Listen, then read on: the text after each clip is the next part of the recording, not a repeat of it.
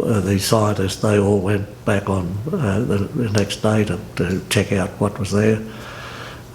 Sailors weren't told anything was wrong. They were over the side, they were catching fish and swimming in the water. All those people died within a couple of years.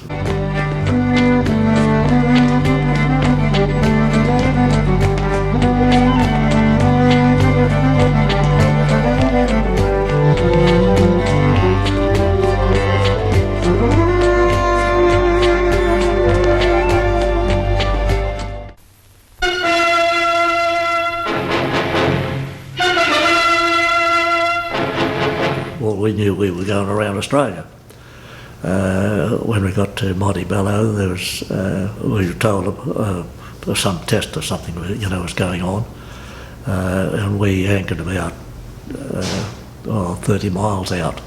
There was a lot of other smaller ships. There was probably 20 ships hanging around, and we were all up on the flight deck and told us to watch the horizon.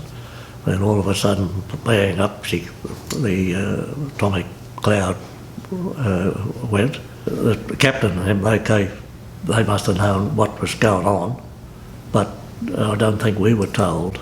We were just told that we were up on the flight deck and we could watch this thing go off. The wind was supposed to blow it out into the Indian Ocean, but it didn't. The wind changed and blew it right over all the ships. And all the radiation from the cloud was falling down all over the ships and affecting all our water, because we make fresh water out of seawater. After the explosion, we went and anchored closer to shore, and they hosed the whole ship down. Then the next day we took off again for Fremantle, and called in at Fremantle. But there was other ships close by, a lot of corvettes. They had lots of Nashos on board, and they went back the next day with the scientists and that, and they were swimming in the water, they were eating the fish. A lot of the other ships that went in, they only lasted a few years.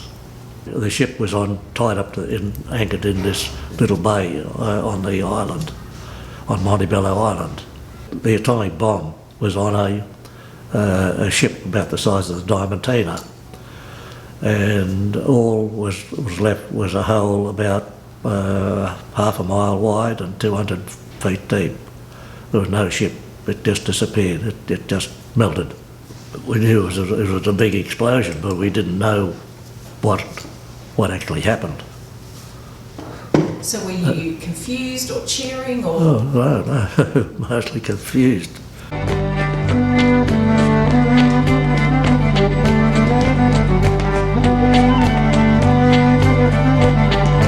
The Diamantina was one of her jobs. As a survey ship, she used to have to go back there every 6 months to check for radiation. It's clear now, but when I first come to this museum in the 70s, the chief stoker that was on the Melbourne at that time, he was in charge of the museum here. He told me, he said, the Diamantina has just been cleared of radiation. The effect of the explosion on Anderson shelters and special structures made of concrete blocks would help civil defence to design atom bomb protection.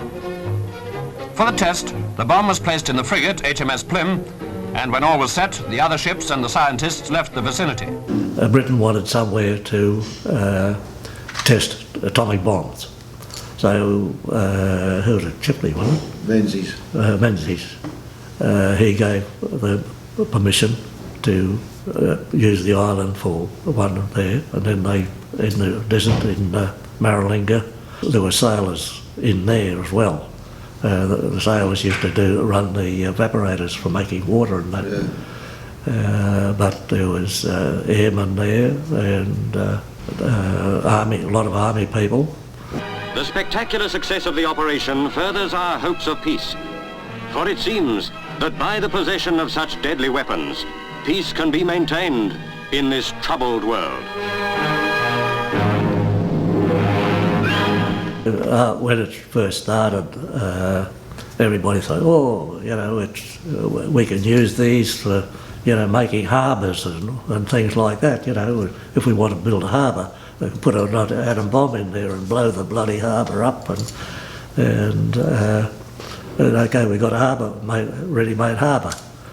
But then they realised the damage that of radiation. They didn't realise, you know, the radiation was bloody killing everybody. So you sort of like anti-nuclear weapon now, or? Yeah, I'd say so.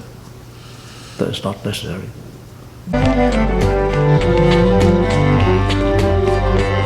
There's not very many left. We used to march in Anzac Day. There used to be about 20 or 30 of us, you know, fused back. Now I think there's about 4. And I'm one of the lucky ones.